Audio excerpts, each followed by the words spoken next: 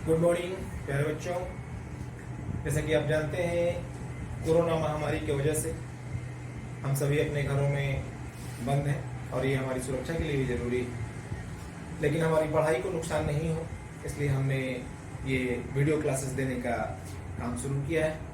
तो सबसे पहले आज जो चैप्टर हम शुरू करने जा रहे हैं वो है हिस्ट्री का चैप्टर 1, द फ्रेंच रेवोल्यूशन, यानी फ्रांस की क्रांति। सबसे पहले आपको मैं स्पष्ट करना देना चाहता हूँ, रेवोल्यूशन क्या है।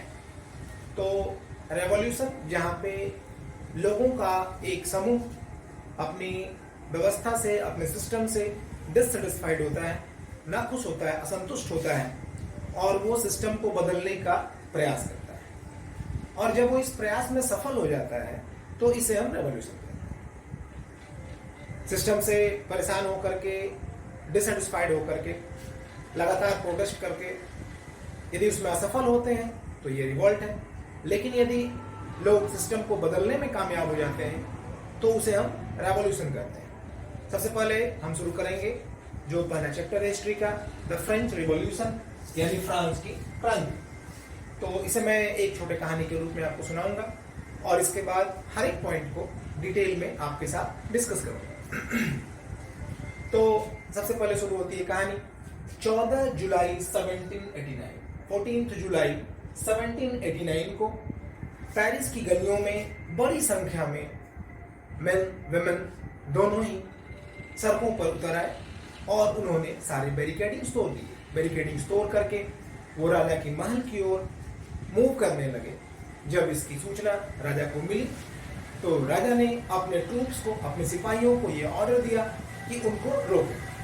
ऐसी अफवाहें लोगों तक पहुंची कि राजा ने उनके ऊपर गोली चलाने का आदेश दिया है। लोग इससे काफी ज्यादा वायलेंट हो गए और उन्होंने राजा के सिपाहियों का सामना करने के लिए, उनका मुकाबला करने का सोचा और इसके लिए वो भी हथियारों को ढूंढने लगे। हथियारों को ढूंढने के लिए वो सरकारी बिल्डिंग्स में गए, उनको तोड़ा, उनको लूटा, लेकिन उन्हें वहां हथियार नहीं मिले। इसी में किसी ने ये उपाय सुझाया कि शायद बस्टाइल के किले में हमें हथियार मिल जाए। अब ये जानना जरूरी है कि बस्टाइल का किला क्या है। बस्टाइल का किला एक ऐसा जेल था जहाँ पे उस समय के जो राजा थे वो अपने पॉलिटिकल प्रिजनर्स को कैद किया करते थे। लोग इस बात से सहमत होकर के बड़ी संख्या में बस्टाइल के किले की ओर मूव कर गए। वहां पहुंचे और पहुंचकर उन्होंने बस्टाइल के किले को पूरी तरह से तोड़ दिया। तोड़ने के बाद लोगों ने वहां के ईंटों तक को भी नहीं छोड़ा और वो ईंट भी उठा करके अपने घर ले गए। ईंट ले जाने का क्या मतलब था? लोगों ने उसे एक विजय प्रतीक के रूप में, सिंबल ऑफ विक्ट्री के रूप में अपने पास रखा और वो बड़े ही गर्व के साथ लोगों को दिखाते थे कि मैं इस किले के तोड़ने में भी मैं भी शामिल था। इस तरह से लोग अपने आप को हिस्ट्री का एक हिस्सा बनाने के लिए ऐसा करने लगे। तो ऐसा क्यों हुआ ये जानना जरूरी है। इसके लिए हम आएंगे अब पॉइंट टू पॉइंट डिटेल में कि क्या ऐसे कारण थे कि लोगों ने विद्रोह किया, रेवोल्यूशन की नौबत आई। आप सब जानते हैं, घरों में बैठना, आराम से खाना पीना और मौज की जिंदगी बिताना हर किसी को अच्छा लगता है। लेकिन जब परिस्थितियां काफी ज्यादा विपरीत हो जाए, ऐसी स्थिति बन जाए कि अब जीना मुश्किल हो जाए, तब लोग मजबूरन सड़कों पर आते हैं, रिवॉल्ट करते हैं और आगे जाकर के वो रिवॉल्यूशन करते हैं। तो ऐसी कौन सी बातें थी, इसको हम विस्तार से जानेंगे। अब आगे हम शुरू करते हैं। सबसे पहले जो फ्रांस की सोसाइटी थी उस समय, लेट 18th सेंचुरी में, उसके बारे में हम जानना चाहेंगे। तो फ्रांस की सोसाइटी 3 स्टेट में बटी हुई थी, first state, second state and third state. First state में कौन थे? फर्स्ट स्टेट में क्लर्की थे, सेकेंड स्टेट में नोबिलिटी और थर्ड स्टेट में जो लोग थे वो, उनके डिटेल मैं आपको बताता हूँ। सबसे पहले फर्स्ट स्टेट क्लर्की। क्लर्की जहां पे प्रिस्ट थे, पूजा पाठ से जुड़े हुए लोग जो पूजा करते थे वो। दूसरा नोबिलिटी, जहां राजा के राजघराने से जुड़े हुए लोग, रॉयल फैमिली से जुड़े हुए लोग, वो नोबिलिटी। और थर्ड स्टेट जहां बड़े businessman, merchants, court officers, lawyers, peasants, artisans, small peasants, landless labours and servants, ये सारे लोग थर्ड स्टेट में थे। तो अब जानेंगे कि इसमें अंतर क्या है। फर्स्ट स्टेट और सेकेंड स्टेट को एक प्रिविलेज मिला हुआ था on the basis of birth. इन्हें किसी प्रकार के टैक्स को देने की जरूरत नहीं थी, जबकि थर्ड स्टेट सारा टैक्स थर्ड स्टेट पे करता था। यहाँ पे ये असमानता जो कि टैक्स देने वाले और नहीं देने वाले के बीच में थी। ये दोनों क्लर्की और नॉबिलिटी यानी फर्स्ट स्टेट और सेकंड स्टेट सिर्फ इसलिए टैक्स नहीं देते थे क्योंकि इनका जन्म इस कैटेगरी में हुआ था, जबकि जो तीसरा स्टेट था जिसमें बिजनेसमैन थे, मर्चेंट्स थे, छोटे छोटे किसान थे, सर्वेंट्स थे, इन लोगों को सिर्फ इसलिए टैक्स देना होता था क्योंकि ये बेचारे थर्ड स्टेट में पैदा हुए। यहाँ पे एक डिससेटिस्फैक्शन की भावना लोगों के मन में घर करने लगी कि हमारे ही दिए हुए पैसों से ये सरकार चलती है और ये हमारे ऊपर ही ध्यान नहीं देते हैं, क्या बात है। तो हालात जो थे वो काफी कहें तो विस्फोटक बनने लगे धीरे धीरे। जो थर्ड स्टेट था, जैसा कि आप देख पा रहे हैं, बड़ी संख्या में थर्ड स्टेट के लोग थे, जबकि उनके मुकाबले फर्स्ट स्टेट और सेकंड स्टेट के लोगों की संख्या काफी कम थी। आप कह सकते हैं कि भीड़ के सामने मुट्ठी भर लोग थे, जिसमें नॉबिलिटी के लोग थे, क्लर्की के लोग। जब इस भीड़ ने इसका विरोध करना शुरू किया तो परिस्थितियां बदलती ही चली गई और जिसका नतीजा आगे जाकर के रिवॉल्ट के रूप में, रिवॉल्यूशन के रूप में आगे जाकर के देखने को मिला। तो कहानी को हम शुरू करते हैं शुरू से, जहां से कैसे कैसे वो परिस्थितियां बनी जिनके कारण ये परिस्थिति आई जिससे कि फ्रांस की क्रांति हुई। तो चैप्टर को हम आगे बढ़ाते हैं इसके जैसा कि मैंने पहले बताया कि कैसे 1789 में क्रांति हुई। तो अब जानना ये ज़रूरी है कि ये क्रांति कैसे हुई, किन परिस्थितियों में हुई। टैक्स तो ऐसा नहीं था कि अचानक से लग रहा हो, पहले से ही थर्ड स्टेट को टैक्स देना पड़ रहा था। फिर अचानक ऐसी क्या बात हुई कि स्थिति इतनी ज़्यादा बिगड़ गई कि क्रांति की नौबत आई। तो शुरू करते हैं हम कहानी को यहाँ से। सबसे पहले 1774 में लुई 16 जो कि बॉर्बन फैमिली से बिलोंग करता था, वो फ्रांस के थ्रोन पे बैठ गया। बॉर्बन फैमिली वहाँ की रॉयल फैमिली थी जो उस समय वहाँ पे शासन कर रही थी। इससे पहले आपको ये स्पष्ट कर दूं कि फ्रांस में मोनार्की थी। मोनार्की का मतलब राजतंत्र, जहाँ पे राजा और उसके जो पुत्र हैं या उसके वंशज जो हैं वो शासन करते हैं देश पर। वो एक ऑटोक्रेटिक सिस्टम होता है जहाँ पे किसी का कोई राय नहीं लिया जाता और राजा अपने डिसीजन लेने के लिए स्वतंत्र होता है।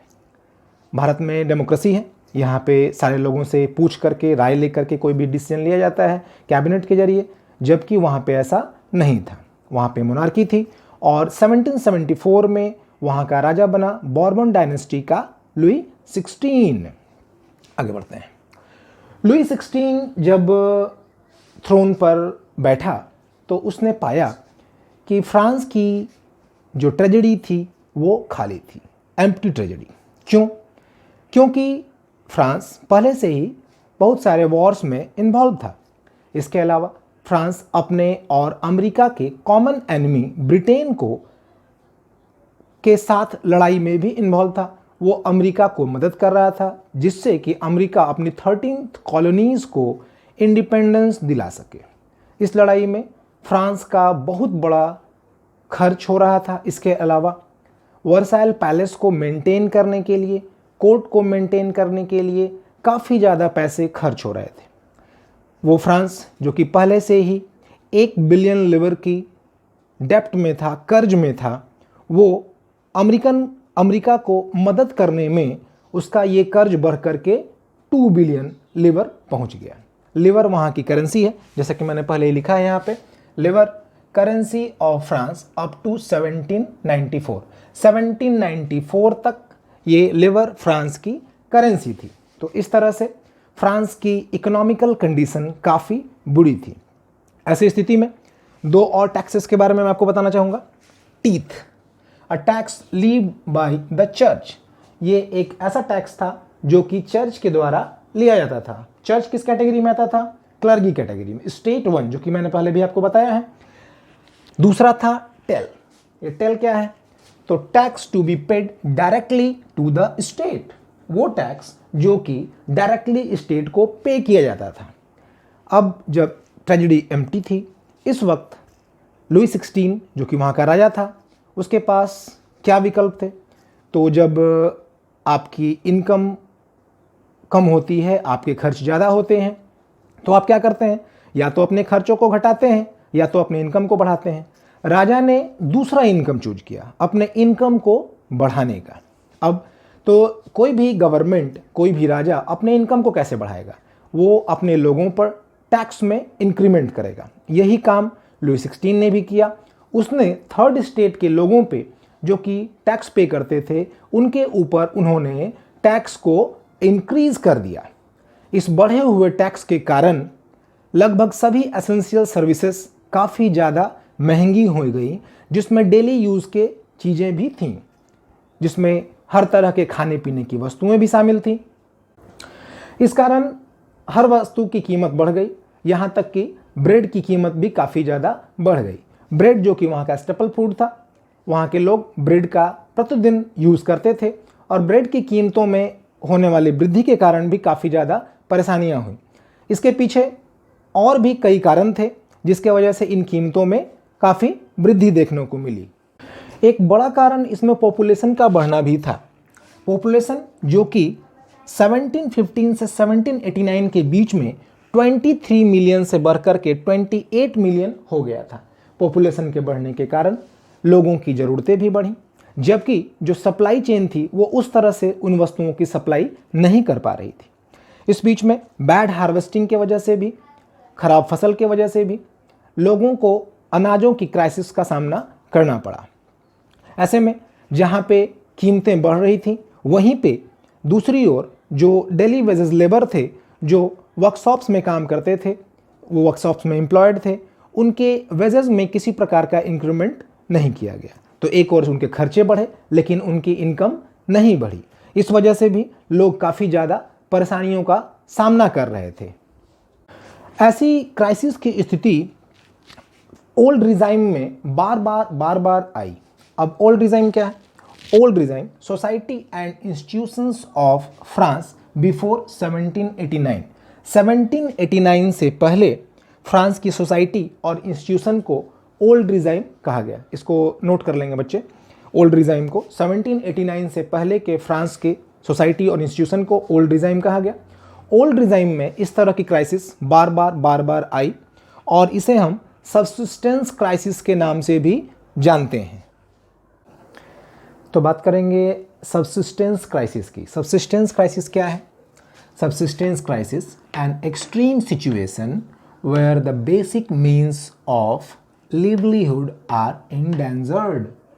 एक ऐसी स्थिति जहाँ पे जो मूलभूत ज़रूरतें हैं जीवन यापन करने के लिए, यानी जीने के लिए जो मुख्य ज़रूरतें हैं, वो खतरे में पड़ जाए।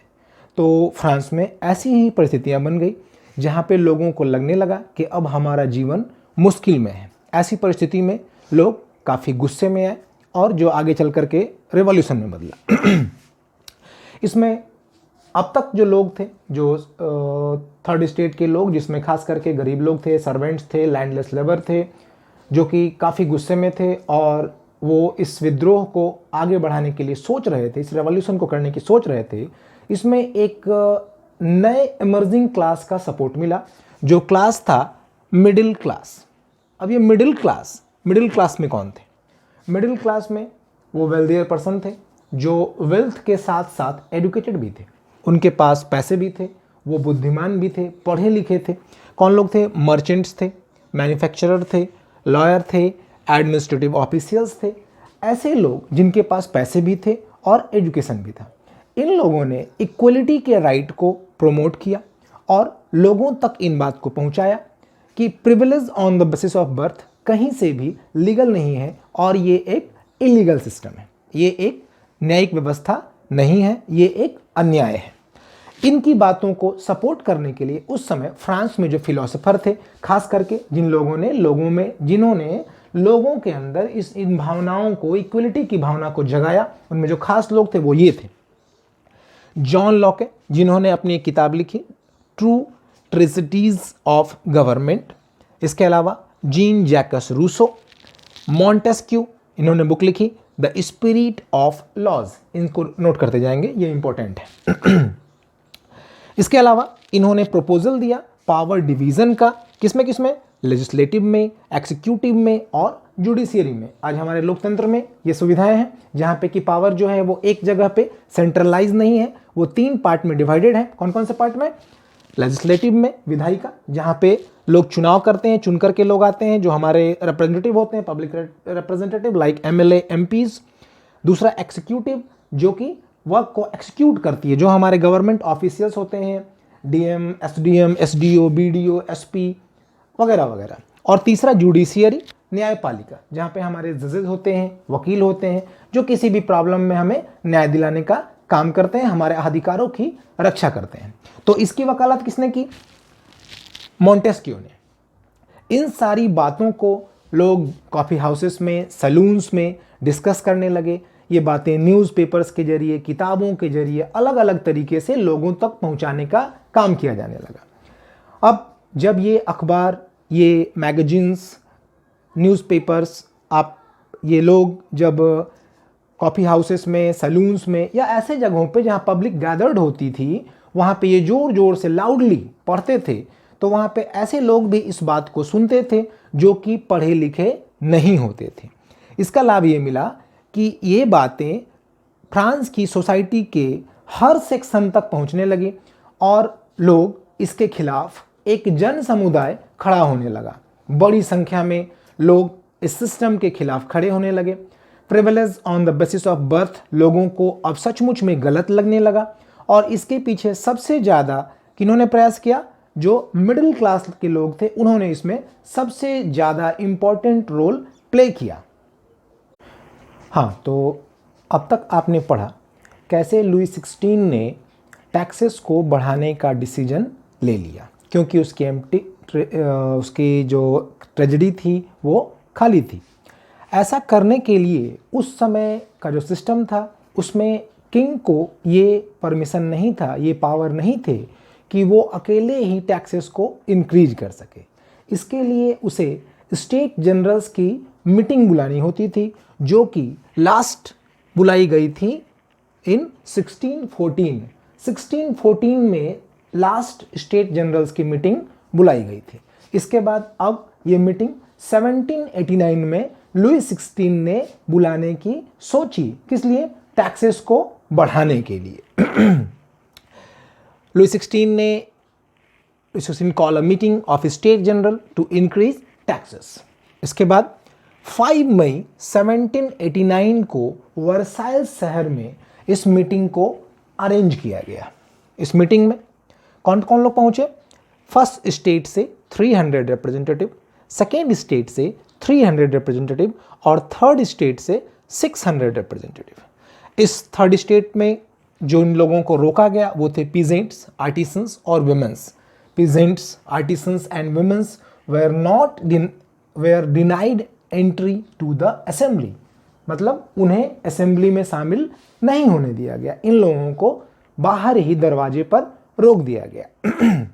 अब जब मीटिंग की शुरुआत हुई तो जैसा कि पहले से ही हमेशा पूर्व से चलता आ रहा था, जैसा कि अर्लियर में ऐसा हो चुका था कि सारे स्टेट के सारे जो फर्स्ट, सेकेंड और थर्ड स्टेट थे, इनके वोट का वैल्यू एक होता था। It means first state equal to 1 vote, second state equal to 1 vote and third state also equal to 1 vote.